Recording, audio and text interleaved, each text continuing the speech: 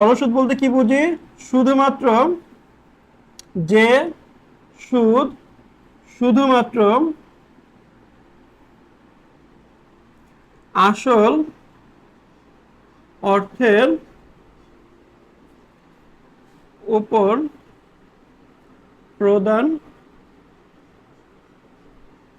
বা প্রাপ্তি হয়ে থাকে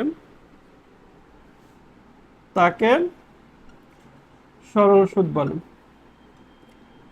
এখন আমরা তো এর সংজ্ঞাটা আলোচনা করলাম। সরল সুদে কি বললাম আমরা?